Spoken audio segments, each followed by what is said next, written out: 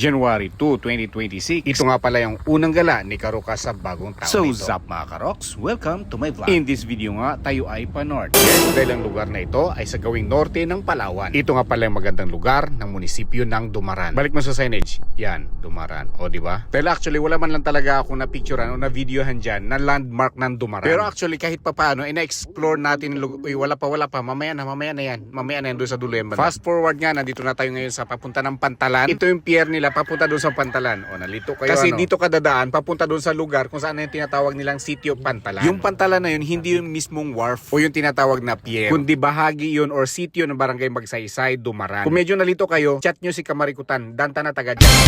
Pantiluper nyo, nakabangka. Dito nga ay sinimulan na namin ang aming paglalaya. Nasa 30 minutes din daw ang aming lalakbayin. Yung time nga na yan ay ubulan, kaya ganyan kakurabo yung ating dadaanan. Mayaman pa sa bakawan ng lugar. Kaya napakaganda pa rin ng ani nila ng agar-agar. Oo, dahil maliban sa pangingisda, isa rin sa source of income ng mga taga-Dumaran ang agar-agar o tinatawag na seaweeds. Kung hindi mo pa rin alam yung seaweeds, GMG, Google mo gago. Joke lang. At habang kami nga ay namamangka patungo sa Sitio Pantalan, ang dami namin nakitang komunidad na malayo sa Kabihasnan. Kasama pala namin si Kuya Arlan at si Ate Weng na pupunta kay Mang Kipweng.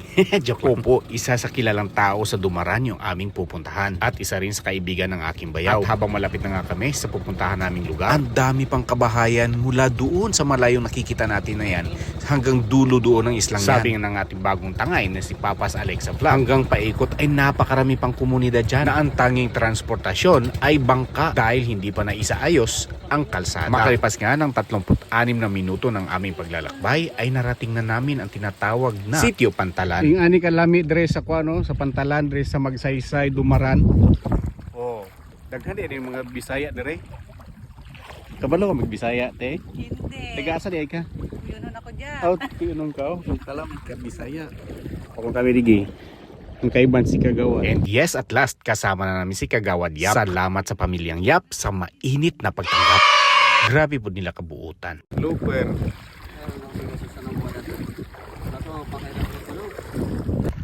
Okay, naanami karon diri sa Tumoy, sa Kuan, kanang ginaingon nga Pantalan diri sa Magsaysay, Dumaran.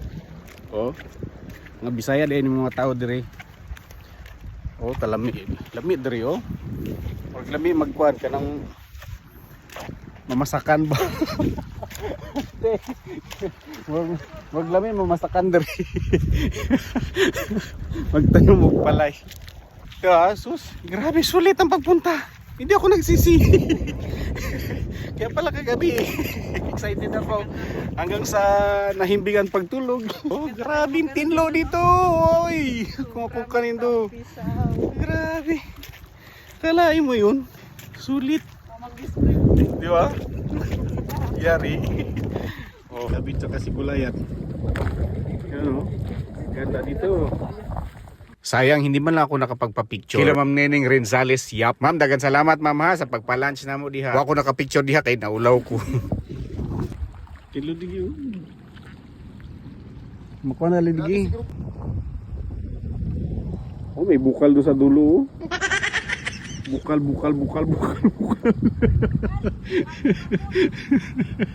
So sa kakapunta namin doon sa Kapusan, bumigay na yung aking Reebok. Why? Di panaw kita, why? Panaw kita with my naked foot. Yan oh. Sumidaan ako ka dito. May pilapil.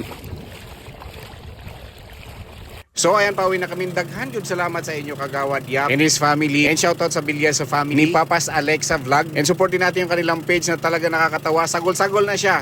Bisaya o Kuyunon. Kansya no yung Kuyunon. O kuyaw kaayo mo Bisaya. So that's it mga karoks. And thank you for watching. Follow for more. And shoutout gali kay Minay, kay Kamarikutan nga taga Digisan Tagali. Ano kung ngat ka sa punga taga dyan ka mo. Kung ka mura mga lagi. Ing pupukurong tanan nidong kamaysan. Malapit sa dagat. Nagpala.